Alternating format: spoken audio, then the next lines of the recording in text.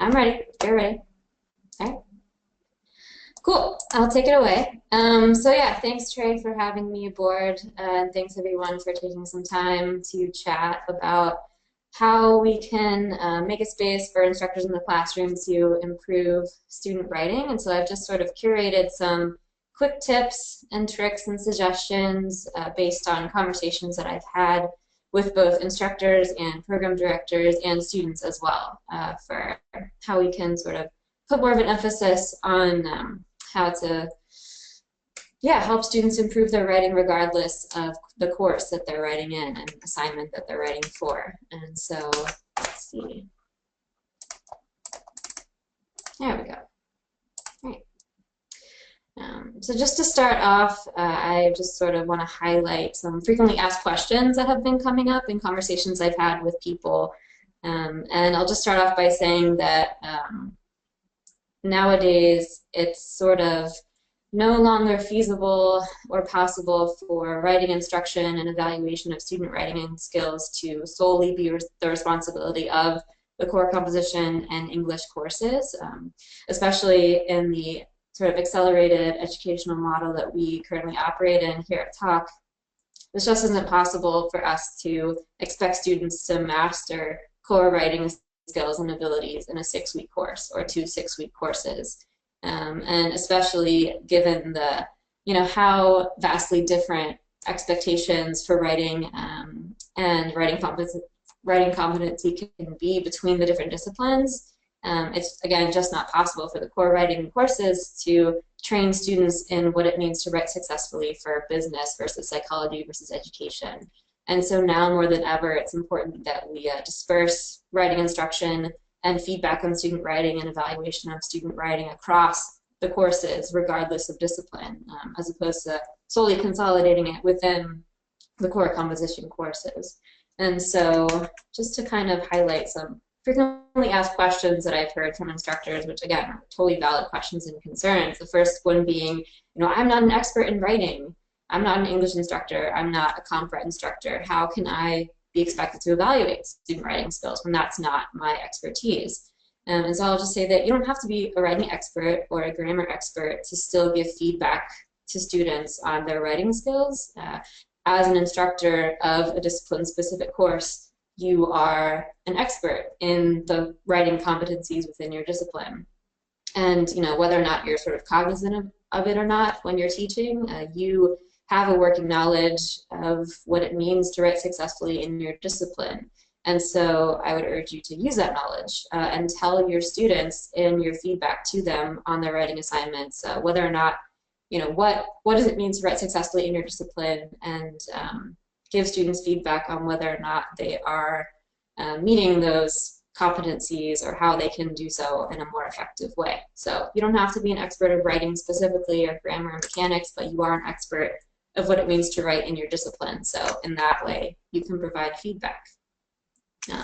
Another very valid concern is that you as an instructor already have so much to do and focus on and grade when you're assessing student writing assignments. And so how can you then add this other element of feedback on student writing skills without adding more labor onto yourself? And yeah, this is very valid. I know grading takes a lot of time, and as a former adjunct myself, I'm definitely aware and sensitive to the issue of being protective of your labor as an instructor, especially when grading. And so I will say that you don't have to, don't feel like in order to provide feedback on student writing skills that you have to edit every comma, splice, or run-on sentence. You don't have to correct every mistake for them. Just take some time in your end comments to highlight a few major writing issues that you notice your students making.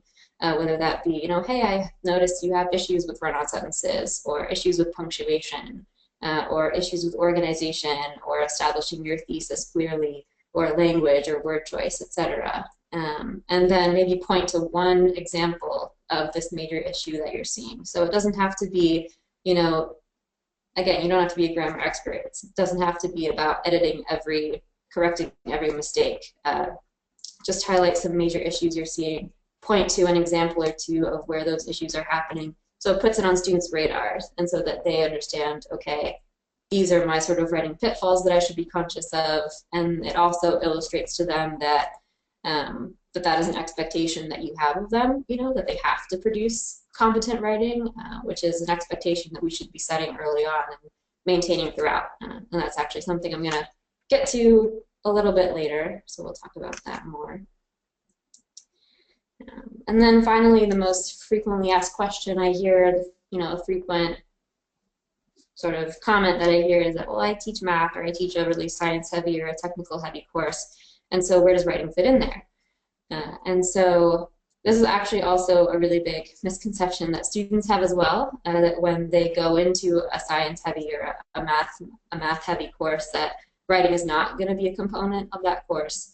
And actually, I was just having a conversation with a program director last week who had been on a call with a student who was complaining about how her instructor had assessed a writing assignment, and complaining that the instructor, you know, had taken points off or given feedback for sort of the rampant writing issues that the student was making. And the student was saying, like, well, this isn't a writing course. You know, we're not being graded on our writing. It's an accounting course. It's about the content.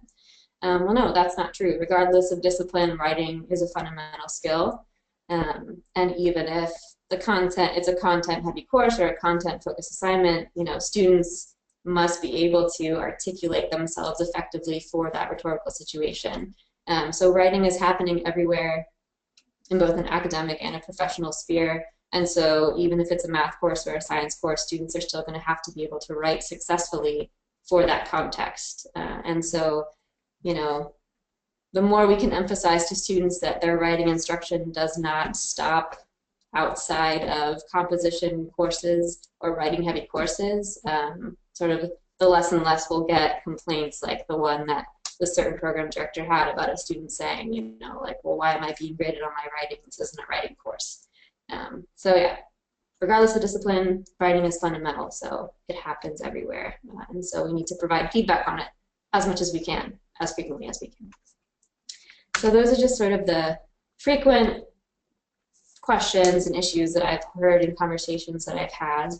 And now I just want to highlight some, again, tips and tricks that I've sort of come across as an instructor myself on how to avoid getting crappy student writing as an instructor.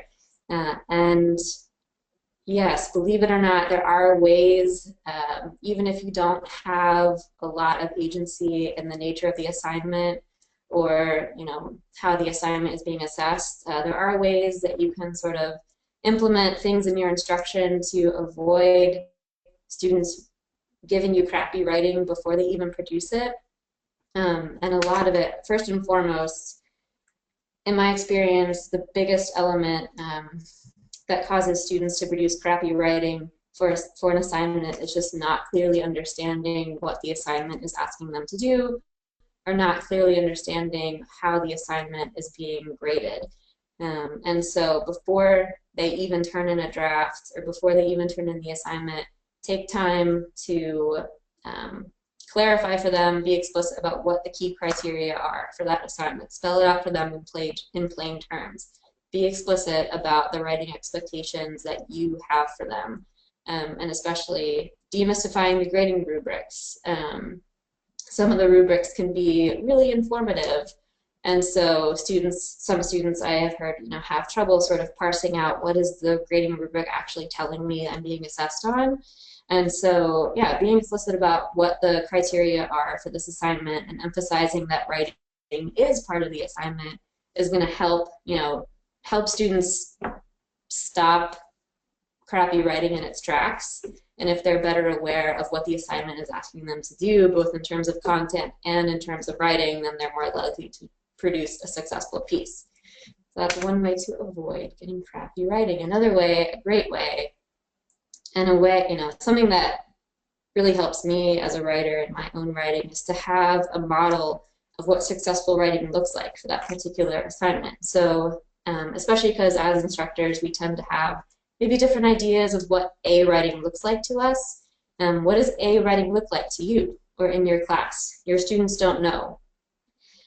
Give them examples from your past students, what an A paper looks like or an A writing assignment looks like. What is a successful discussion post? What is a successful, reading response? Explain to them what makes this successful writing. And if they are going into an assignment with an awareness of, what a successful A piece of writing looks like, then they'll be a lot better equipped to sort of parallel that model of successful writing in their own assignment. And reinforcing peer editing, I know that this maybe isn't possible for some courses or for some assignments, but in my experience, providing a space for peer editing and just any way that students can look at and provide feedback on each other's writing is really effective in terms of, again, highlighting that writing is important regardless of discipline, exposing students to how their peers are writing, and actually I get a lot of instances in my own classes where students will see their peers draft and say like, oh, okay, now I understand what we're supposed to be doing for this assignment, or it just kind of gives them a better sense of what good writing looks like. And I always say that, if you want to become a better writer, you have to read good writing.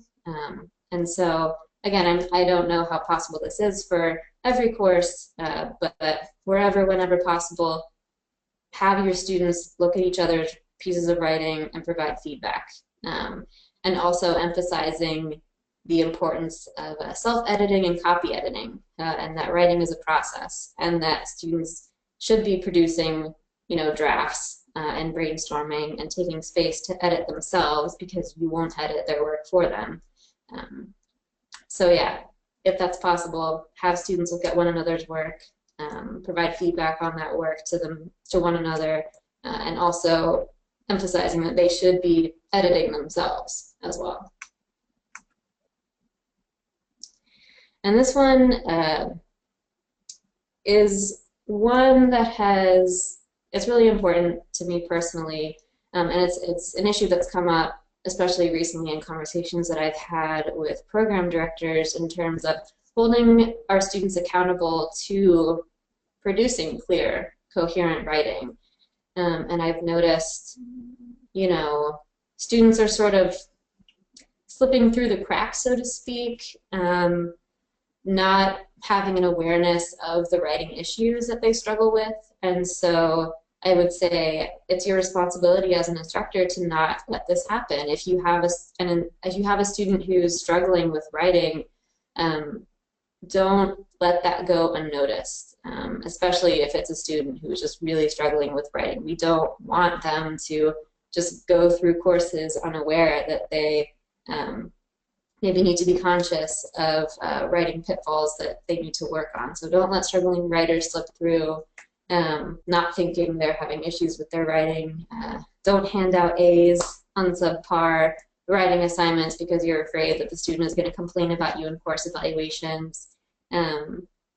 Because, yeah, letting a student go into another course without an awareness of writing skills that they need to work on is doing them a really big disservice, and that's how they make it to upper level courses, still sort of not being conscious of writing skills that they are maybe struggling with. And so making it clear to your students immediately in the class that you expect them to produce clear writing, and then holding them to that throughout the class is going to sort of establish an environment, not just in your course, but also institution-wide, that clear and coherent writing is something that is really important to us at Talk, and that we're going to hold students to that. And yeah, it does students a disservice if we sort of don't expect that from them, because then they don't know what they need to work on. So holding students accountable to writing clearly and coherently, and reflecting that in your feedback and your grading on their writing is another really good way, again, to stop them from submitting crappy writing to you.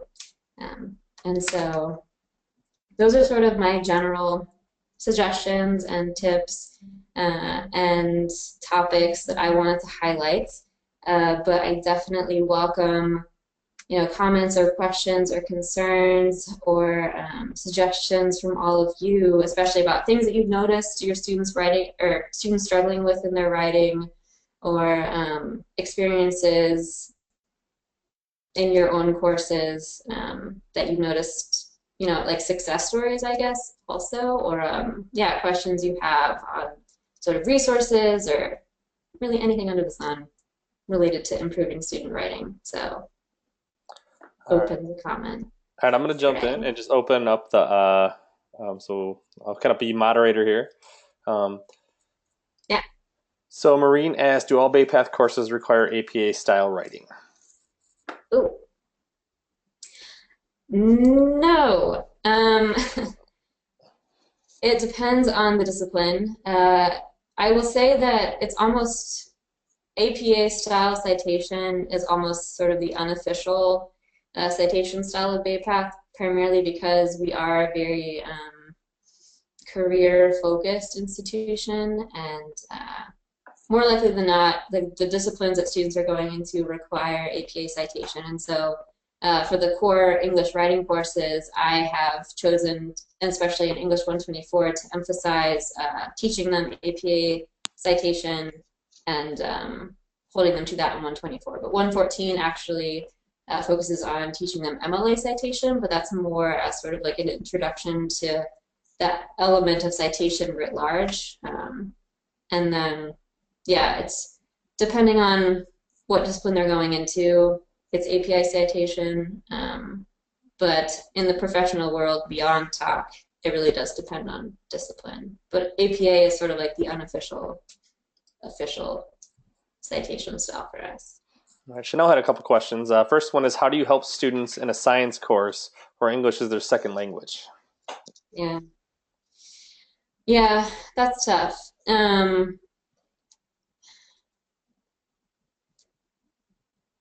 I would say that, yeah, multilingual writers are probably the biggest issue that I personally struggle with, especially because it's an issue of inclusiveness and accessibility for them, at least in my experiences teaching the core writing courses. And so I think that, again, I haven't taught a science course with multilingual students in it, but my own tactics for helping multilingual students in the writing courses is to ask them one-on-one how much feedback they want or need on their writing in standard English specifically, and then pointing them to resources that will help them sort of get oriented in the generic expectations of writing in that discipline. And I've curated a bunch of resources on multilingual writers that I'm super happy to share with anybody who may want them. But yeah, pointing them to resources, asking them what level of feedback they want, being more conscious of providing feedback on grammar mechanics in your comments on their writing assignments. And then, yeah, providing models for them as well to go off of. And pointing them to tutor.com, especially in our own environment, would be a really helpful tool for them. And yeah, or any science, math instructors out there who have sort of encountered this, feel free to chime in about strategies that you've noticed to be successful for multilingual writers in your courses. So those would be my big suggestions. Well, we see if anyone else wants to jump in. Maureen wanted to clarify her first question about APA writing. She said, "Thanks. To clarify, I don't mean citation. She's more interested in teaching them to develop a thesis statement with main points and conclusion." Oh yeah, yeah. That that's even more dependent on discipline, I think, especially because styles of argument and expectations of what a successful thesis statement is going to look like is probably more dependent on discipline than the actual citation. And so that's something that I'm emphasizing in the final week of English 124, because the kind of ways that they're going to establish a thesis statement and organize an argumentative paper is going to differ vastly in English versus business versus psychology versus education. And so in regards to that, even less so than citation, there is no sort of one model fits all of like, this is how you establish a thesis statement. But yeah, week 6 of 124 gets into that. What are the expectations? What expectations are going to be placed upon them when they're sort of launched out into the world of their actual majors, and what it means to, you know, write a thesis in, yeah, psych versus writing a thesis in upper level English and the humanities and stuff like that. So in that regard, no, I would say that standards of APA are even less so guiding that sort of thing institution-wide. Just to reinforce one of the points you made earlier, Emily, too, I think that's where we each bring in our expertise as the instructor and saying, hey, I'm a psych instructor, so I need to bring that psych discipline specific focus to my instructor, to my students. And then Maureen, you can do the same thing with yours, and Chanel with the science. So you're helping guide them and teach them about that skill set that they need to have.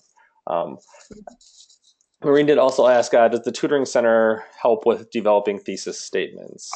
And I know there's 2 things. So we have the tutor.com, and then we also have the on-ground tutoring as well at some of the campuses. Oh, yeah. So do you know anything about those? I have not done much with the on-ground tutoring. I would imagine that, yeah, especially because so many assignments require, I mean, like writing an effective thesis statement is such a fundamental writing skill regardless of discipline, even though it may vary depending on the different disciplines. But yeah, I would imagine that that would be something that would be pretty fundamental with tutoring, regardless of whether or not it's the on-campus tutoring or the online tutoring. And I would definitely, you know, when you're pointing a student in the direction of online tutoring or on-campus tutoring for a writing assignment, definitely tell them, you know, go in asking, give them some guidance on what the student should be asking for when they get that feedback. And so, yeah, if it is a matter of you need to sort of better articulate and establish your thesis statement clearly, then, you know, give the student some kind of agency or, I guess, ownership over improving their piece of writing by saying, like, go into the writing center or tutoring center or tutor.com asking for this feedback specifically. But yeah, I would imagine that's a pretty fundamental point of help. I had a question myself. I'm wondering, in some of your tips you suggested, you know, giving them, demystifying the rubric and giving them, you know, specifics about what you expect. Are there strategies or tools you would use that gives those students that information, given kind of our constraints of Canvas and the system we have? Yeah, do you mean in terms of like standardization of rubrics and assignments and stuff? I'm kind of saying, like, if you know, in as an adjunct, if they're going in, the rubric's already there for them. So how, you know, they need to demystify it for the student. What's the best way to do that, to demystify, give them that information and clarify what they need to be, what they're going to be looking for as the instructor? Well, I mean, that could be something because, you know, with the sort of weekly engagement, instructor engagement, video policy, I guess, that we've been piloting, that could be a really good avenue to take some space at the beginning of each week to say, like, okay, this is the writing assignment that is going to be due this week. Here are my expectations as an instructor for, you know, tips for how you can produce this piece of writing successfully. Here is what the rubric is asking you to do. Just however you sort of want to clearly articulate, yeah, put the rubric in plain terms for your students. That could be a really good use of the announcements or the weekly videos that you guys are producing, or yeah, especially if it is a pretty a standard discipline specific writing assignment, like a research proposal or a literature review or something like that. You know, finding a resource, a discipline specific resource that you know to be very helpful, that really breaks down that writing assignment in clear terms for students, providing them that resource is a really good trick. But yeah, sort of taking a space to make yourself available to them and say, okay, this is what this assignment means. This is what I want you to do with this assignment. This is what the rubric is saying when it's grading you on this assignment. So that could be a space for the sort of weekly video or announcement or a resource Yeah, I think dispersal. I just want to reinforce it's a great idea, I think, and that you can use something like Screencast-O-Matic to actually pull up the rubric and then walk them through not only Yeah. the writing side of it, but hey, here's the content specific, because each of those rubrics talks about specific competencies or learning outcomes that they should have. So it can really reinforce, here's what you're going to be doing this week, and you can use that tool to help you do that. Um, Or even just sort of, yeah, pulling up one of the model assignments that, if you provide a model assignment like a sample A paper, sort of like going through that paper through screencast and saying like, see how this student clearly establishes their thesis in this introductory paragraph, and see how they effectively support their thesis in these supporting body paragraphs. So yeah, that could be a good way to do that Definitely. as well. Yeah. I haven't seen any other questions pop up from the group, so just one kind of final question for Emily is if you could, give everybody one thing or one takeaway you really wanted them to get from this, what would that be? Um, that would be to just really take time. I know that, yeah, grading is really labor intensive, but even taking like any sort of space in your feedback on student assignments to say, give them some sort of feedback on their writing, or to point out some sort of issue that you notice they're having with their writing skills.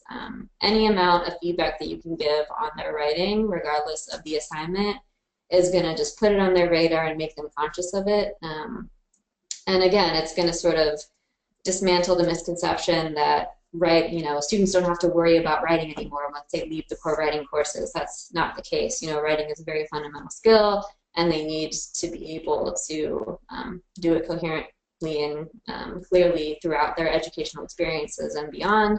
And so, yeah, any amount of space or time you can take while grading to give them some sort of feedback on their writing is going to be time well spent. And I know that, yeah, it does take labor, but you don't have to sort of be nitpicky and micromanagey about it. But yeah, that would probably be my biggest thing. Is like give them end comments about their writing. Yes. All right, Yeah. thank you. So again, Yeah. thank you to Emily for sharing your thoughts, and I appreciate all the feedback and the questions from everybody here.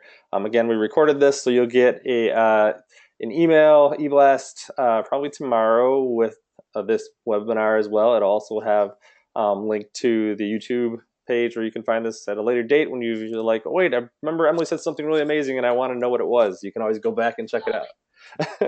So feel free to use this stuff. And I also ask that if you are using some of these strategies, you are trying some things, and you find some things that work, share them back. I can be that hub, that person who you send the information to that then disperses it to everyone else. Happy to play that role. So just share that information. What works for you? What areas are you still have questions? And we can really build this community of educators to really make things better for our students. Feel free to email me with questions or concerns as well. Totally open to talking about this. All right. If there's no other last second questions, we'll go ahead and finish up. And again, thank you everybody for attending. Yeah, thank you. Thanks, Trey.